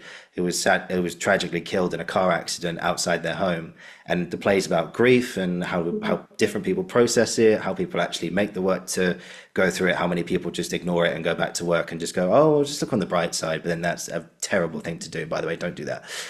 And there's one moment where Becca's like, she's not working anymore, and then she says to Howie at one point, yeah, well, Howie, you don't have to live with this day in, day out. You get to escape, you get to go to work. And then my line was, well, if you want to go back to work, Becca, you can call up Sotheby's. And it's based in New York. So Sotheby's is like an art exhibition place, I think.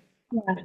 But for some reason, I listened to my course mates, the way she said it, and she was like, yeah, but you get to escape, you get to go to work. And it's like, well, if you want to go back to work, Becca, you can call up Sotheby's. And then it's like, just this thing just came out. I never rehearsed that. That literally just came out of listening. And then the two of us created, it wasn't a shouting match in the end, but both of us sort of looked at each other at the end and went, well, that was unexpected, but that was All right. good. No, all right, okay. Yeah, this is a perfect kind of just real quick callback again to making when you're doing a show over and over again, making it fresh. Yeah.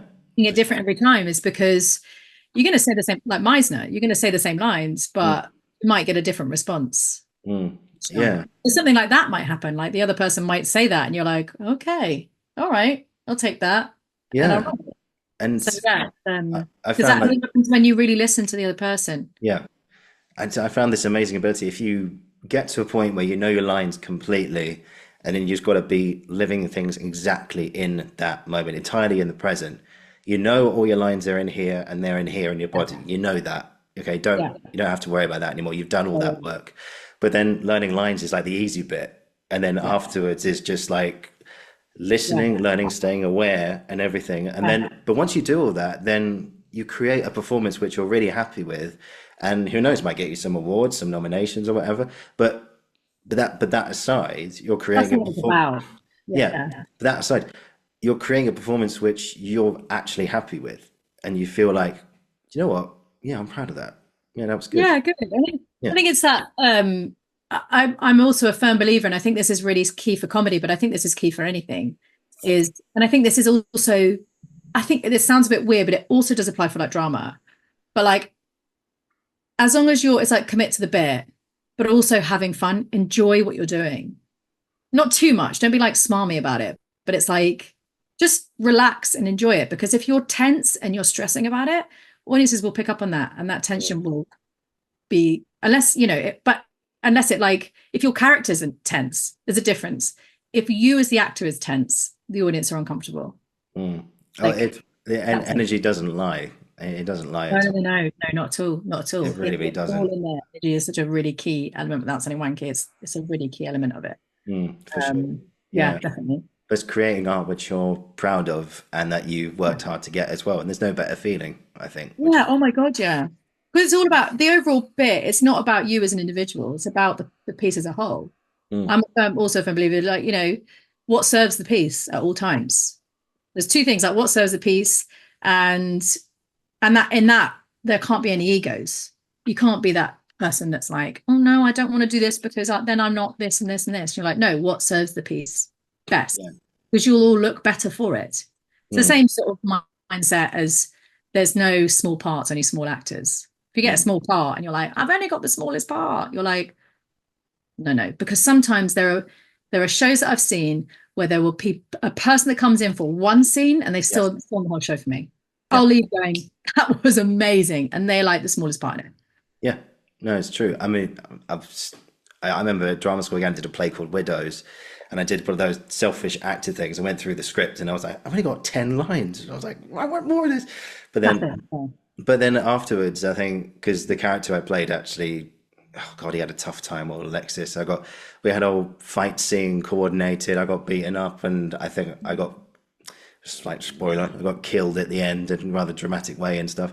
But people came up to me afterwards and said, well, yeah, everyone did well, but we're all looking out for you. We're thinking, what's going on? I was like, I literally had 10 lines, mate. But it was, Yeah, Because but the 10 lines are there for a reason. Whatever's down there is down for a reason. mm, You've got a purpose, you've got a role and a purpose to play within that whole piece. That's what I mean. What serves the piece best? Because people aren't, yeah, you've got family and friends that are coming to see you, but generally people are coming to see a story. yeah, Not about you, it's about the story.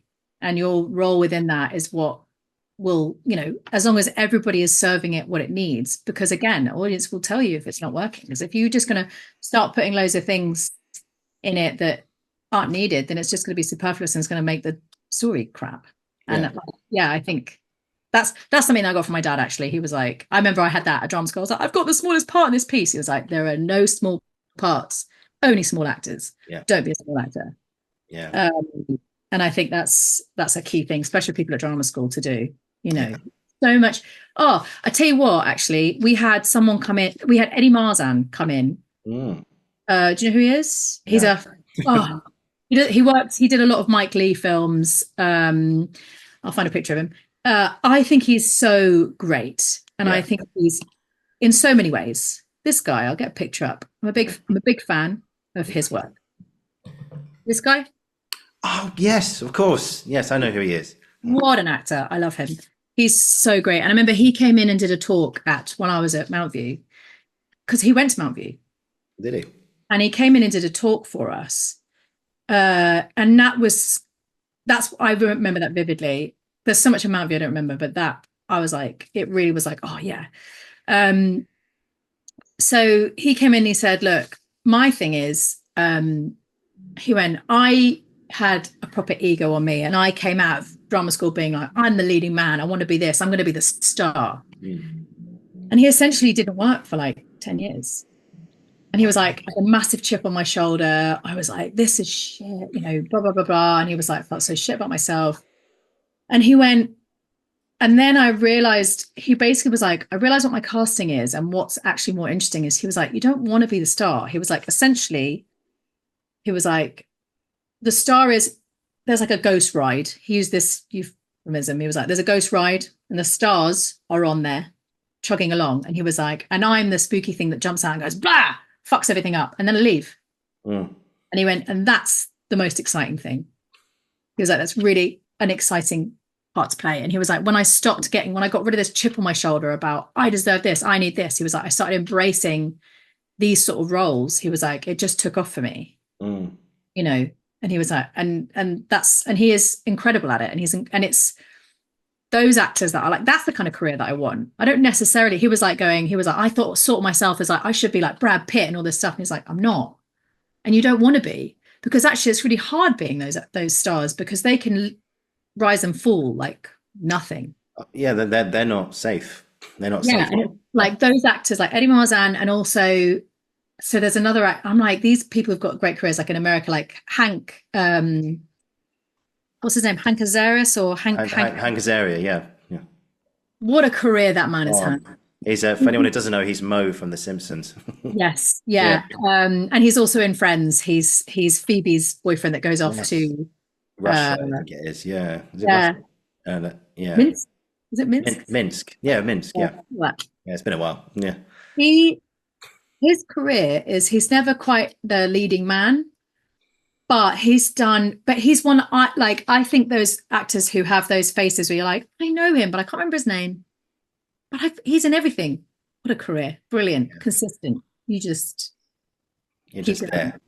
And I think that is such a beautiful career. It's hard being the leading person. And also there's not always the fun part. No. Fun parts are like those little parts, or the villain. Oh, the villain's great. Villain is great. People remember the villain. They remember that. Yeah. Yes, people remember Iago more than Othello, sadly. But But I mean, here we are. Yeah. Best thing. Louise, I could talk to you, honestly, I could keep you here for 2 hours more or something like that. I've still got so many more things left for you. So many more things we could talk about, but I know we're slightly pushed for time. So just got 2 more questions left for you today. But first of all, before that, and I'll mention this at the end, but just thank you so much for today. This has been, honestly, I've loved hearing about comedy and sharing some things today, which I never thought I'd ever share with the public. But same here. But a I told you we'd go on an adventure. Yeah, absolutely. And I look forward to the next adventure at some point. Yeah. I'd definitely love to have you back and continue this conversation in the future. Like, So we will definitely be talking more bonkers stuff going forward, which is great, and I look forward to it. Final two questions for today. So the first one is, what's a bit of advice you wish you heard at the beginning of your career?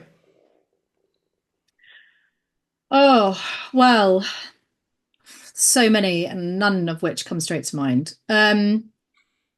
I think a main one I would say is I was speaking to my other half, my fiance Ricky, about this. Actually, I Mm, sort of was like, what would you say? He made a good one, and I think I certainly agree with it. Is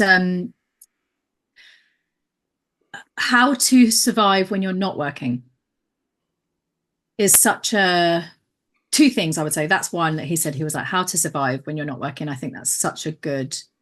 I wish I would like. There's two things I would like drama schools. They might do that now. They didn't do it when we went, but they might have changed it now. Maybe, hopefully, they have. Two things is one, how to survive when you're not working, and what to do in those situations, and just accepting that. I know Mountview do set you up being like you're not always going to work, but it's like how to survive in that world, mm, um, and not beating yourself up too much about it. Finding the joy, not putting your entire self-worth on your work and your jobs, mm. particularly right now in this climate. Like Yeah, it's a your weird time. self-worth is not jobs. Your self-worth is, and your worth as an actor is you as an individual. Mm, Um, and also advice at the start is how to make your own work, which I did eventually do. And that's how my career really kicked off, is actually making, like, doing lead pencil and writing that and doing sketch comedy. But it's like, don't be afraid to make work, you know, definitely that. But I think a lot of drama schools do teach them that. They should do a whole, like, thing about it, yeah. thing about it, you Mm. know. No, Um, no, it's very good. Yeah, I think just very quickly, like this past year, I've had, I haven't got my agent as of yet. I will do eventually, but yeah, this past year, acting stuff has been very, very quiet, and I've been lucky enough to have like this channel to talk to great people like yourself and many and everyone I spoke to last year, just about stuff, just keeping the bug alive, through these times, yeah, and be able to have like, like today doing that sketch of my tutor Andrew. I never thought I'd ever share that publicly, brilliant. And what a ever. character. Yeah, honestly, he's definitely up there in terms of like I'm so glad. people. I'm so glad you've done an initial put it out to the ether. I'm expecting more now from you with that, because it's Oh, so. yeah. There's a little bit more to that Yeah, impression, yeah. but I need to be in a room and have space to walk around. So it's only a little bit more, but yeah, there's more to it, which is great. But yeah, no, it's just have that opportunity just to keep your own work going. Like I've tried writing stuff, I've tried Great. and stuff like that. So yeah, even if you're not working, there's always things you can be doing that is involved Yeah, create with the opportunities. work. Don't wait by the phone. Create opportunities for yourself. Exactly. Whether that be something, it could be something different degrees of small. Make sure you like engage in the industry. Like go to see stuff like at the Criterion, you writing stuff, whatever else, or Mm, try and write it and not be scared of rejection. Like I know that's an actor's thing, but also in between, like if you're writing and submitting stuff, don't fall at the first hurdle. Just keep going. yeah, exactly. You learn from failing. It's a marathon, not a sprint, as they say. Yeah, that is a straight from like my dad's mouth. It's a marathon, not a sprint. Yeah, yeah, Is that's a key lesson. That's yeah. a thing to remember. And the same with like same thing that like Eddie Marzan was teaching, like telling us in that talk, is a marathon, not a sprint. Amen to that as well. Amen. Amen indeed. And then finally today, final question for every guest, which is, you might have answered this already, but we'll ask it anyway. What's been an experience or experiences you've had in your career up to now that you'll never, ever forget? Well, probably that Madame Escapade lastminute.com. Mm, Also it being on a West End stage as well and being like, boof. Definitely that. Um, Experiences that I'll never ever forget. Uh, that, and also another thing, actually going back to that, like that I didn't say early in my career, and I think it is with comedy. I think this really gave me the bug. Was at Mountview, like a term on stand up, and they kind of introduced it. I don't know if they still do it, but they kind of introduced it a couple of years before ours, and they'd make you prepare like a tight 3 minutes, you know, and they kept saying, oh, you'll perform it live. And they'd done it with years above us before, and every year above was like, the year above us was like, you never actually perform it. They never actually do it in the end. They never committed to it before. But our year was the first year where they were like, we're going to put it on. And they invited the entire drama school. People could invite friends. There were loads of people. And we had to do a 3-minute set, which sounds like not a long time. It's a long time when you're not familiar with it. Yes. And I remember doing it and I loved it. And it was that moment where I was like, I like comedy. And it's dangerous. I'm pretty sure it's I'm kind of semi-quoting it, but there's like Tash Dimitriou, who is an actor in she's done loads of stuff. She's started in sketch and stuff. I'm a big fan. Another Greek performer, love her. And she was on the Adam Buxton podcast, and she said about her early career and being told she was funny, and she was like, that was probably the best and worst thing anyone's ever done, is told me I'm funny. And I think that stand-up was sort of, that little moment for me was a little like spark where I was like, oh, this feels nice. I enjoyed it. And I didn't die, which I'm really glad. And I probably should have quit while I was ahead, but here we are. Here we are. So definitely that for sure.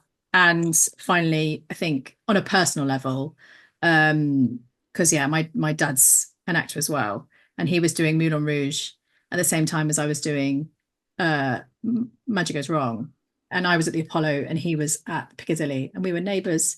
And so every day, and this is such a unique and rare experience that you never get, and I don't think I'll ever get it again, but being able to commute to and from work with him, having him being my like idol, and then actually go to the West End together and leave together was like, it's a memory that I'll always treasure for the rest of my life.